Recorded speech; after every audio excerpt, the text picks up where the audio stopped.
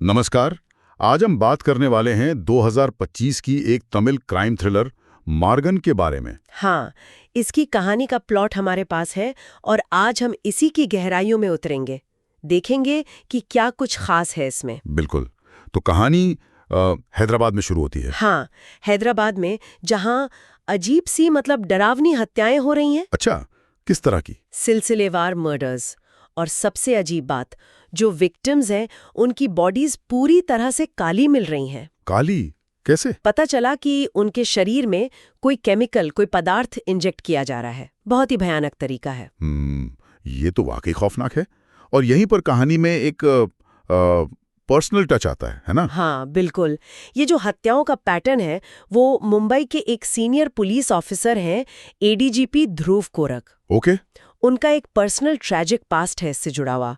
उनकी बेटी थी प्रिया। हाँ। उसकी हत्या भी बिल्कुल इसी तरीके से हुई थी। ओह, तो जब उन्हें हैदराबाद वाले केस का पता चला होगा, ये उनके लिए सिर्फ एक केस नहीं रहा होगा फिर? नहीं, बिल्कुल नहीं।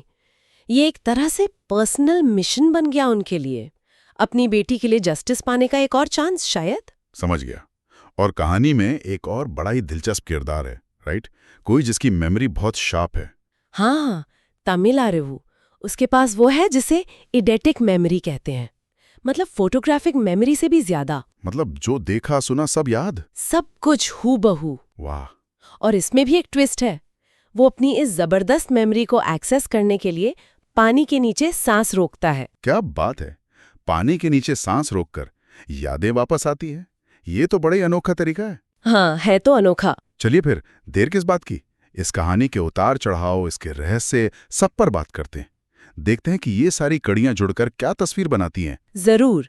तो जैसा मैंने कहा, हैदराबाद में सीरीज ऑफ मर्डर्स चल रही हैं। पुलिस के हाथ खाली हैं, कोई क्लू नहीं मिल रहा। इन्हीं विक्टिम्स में से एक है रम्या नाम की लड़की। इसकी हत्या से जांच को थोड़ी एक दिशा मिलती है। और एडीजीपी ध्रुव कोरक तक की खबर पहुंचती है। हाँ, और जैसे ही उन्हें पता चलता है कि हत्या का तरीका वही है, वो हिल जाते हैं। बिल्कुल, क्योंकि वो उनकी बेटी प्रिया के केस जैसा है। तो वो फौरन इसमें इंटरेस्ट लेते हैं, भले ही केस हैदराबाद का है, उनके जुरिस्डिक्शन से बाहर। वो पर्सनली इन्वॉल्व हो जाते हैं और जांच के लिए चेन्नई पहुंच जाते हैं। शायद उन्हें लगा होगा कि लिंक्स वहीं से हैं। हाँ, शायद वो अनऑफिशियली इन्वेस्टिगेशन शुरू करते हैं चेन्नई में। उनकी मदद के लिए एक छोटी सी टीम भी बनती है। कौन कौन है टीम में? इंस्पेक्टर श्रुति और कांस्टेबल काली। ओके।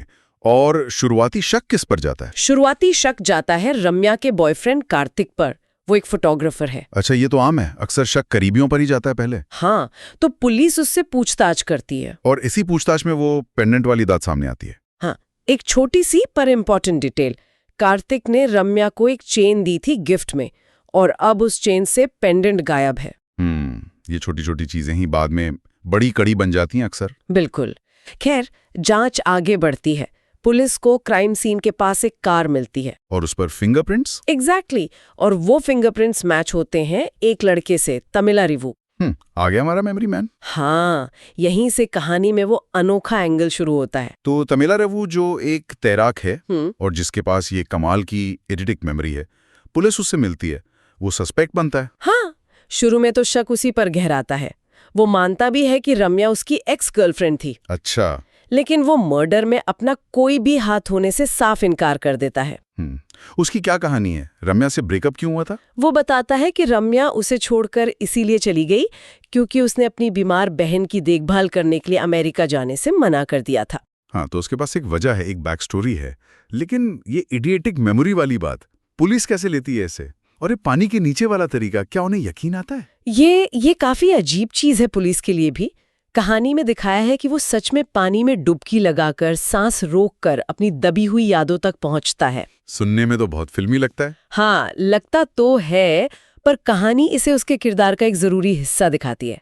एडीजीपी ध्रुव, जो इतने अनुभवी अफसर हैं, वो भी शायद शुरू में शक करते होंगे, लेकिन वो इसकी पॉसिबिलिटी को इग्नोर नहीं करते। उन्हें लगता है कि शायद यही लड़का क्लू दे सकता है। हाँ, और शायद तमिलारिवु पर भरोसा जीतने के लिए, या शायद अपना दर्द बांटने के लिए, ध्रुव उसे अपनी बेटी प्रिया की हत्या के बारे में बताते हैं। वो इमोशनल लेवल पर कनेक्ट करने की कोशिश करते हैं एक सस्पेक्ट से। हाँ, और ये काम कर जाता है। ध्रुव की कहानी सुनकर तमिलारी वो मदद के लिए मान जाता है। और फिर शुरू होती है वो under water memory retrieval process. हाँ, वो पानी में जाता है, सांस रोकता है और कोशिश करता है उस रात की धुंधली यादों को पकड़ने की।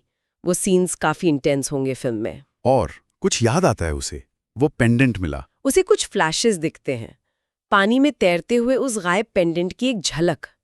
ये छोटा सा क्लू पुलिस को पास किए एक एक्वेरियम शॉप तक ले जाता है। Aquarium shop? अच्छा, वहां सीसीटीवी होगा? हाँ, और किस्मत से उस दुकान की सीसीटीवी फुटेज में कुछ ऐसा मिल जाता है जिससे तमिलारिवु बेगुनाह साबित हो जाता है। चलो, एक सस्पेक्ट कम हुआ। हाँ, पर तमिलारिवु की मेमोरी सिर्फ उसे बचाने में ही काम नहीं आती, वो जांच को आगे भी बढ़ाती है। कैसे? उसे एक जगह याद आती है, कोविलम्बक्कम, एक सबअर्बन इलाका।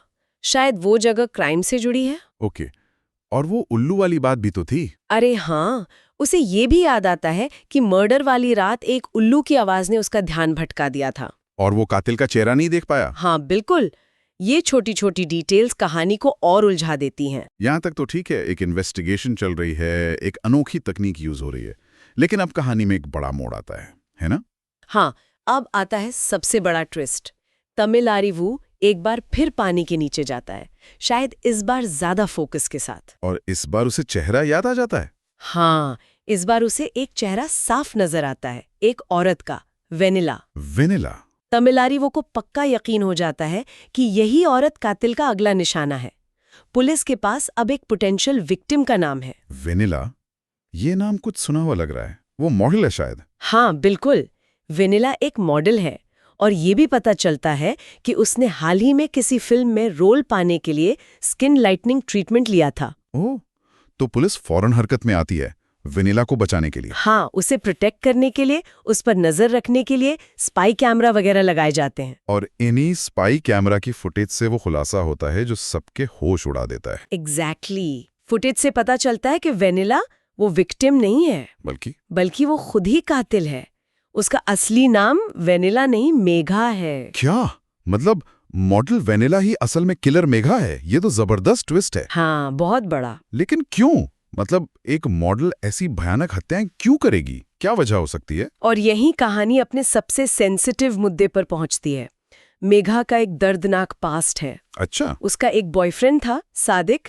वो उसके सांवले रंग का मजाक उड़ाता था लगातार। और उसकी तुलना हमेशा प्रिया नाम की लड़की से करता था, जो शायद गोरी थी। प्रिया? ये ध्रुव की बेटी प्रिया तो नहीं? कहानी इसी तरफ इशारा करती है। सादिक की बातें, समाज का गोरे रंग के लिए ऑब्सेशन, ये सब मेघा के अंदर एक जहर भर देता है। उसे लगने लगता है कि उसके रंग की वजह से उसे कम समझा जा रहा है। ये पर एक तरह का मेंटल टॉर्चर है, और इससे उसके अंदर गहरी इनसिक्योरिटी और नफरत पैदा हो गई होगी। इतनी ज्यादा कि उसने पहले सादिक का ही मर्डर कर दिया। क्या?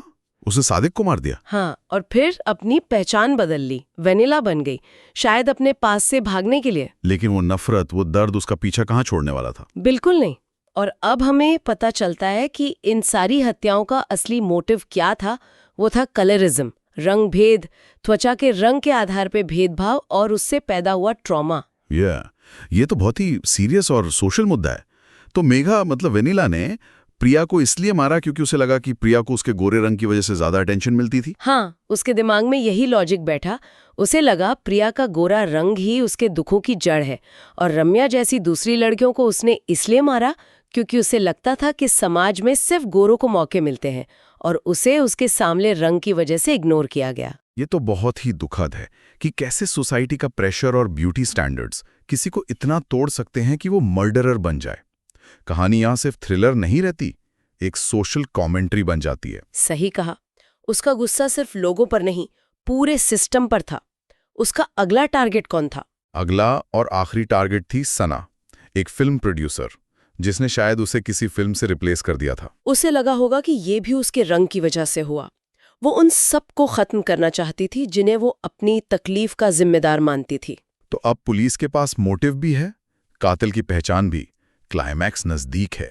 ध्रुव और टीम को मेघा को रोकना होगा, सना को बचाना होगा। हाँ, क्लाइमैक्स एक पार्टी में होता है। मेघा वेनिला बनकर सना को मारने पहुंचती है। ध्रुव और टीम भी टाइम पर पहुंच जाते हैं। और फिर आमना सामना होता है ध्रुव और मेघा का। हाँ, एक डायरेक्ट कॉन्फ्रंटेशन।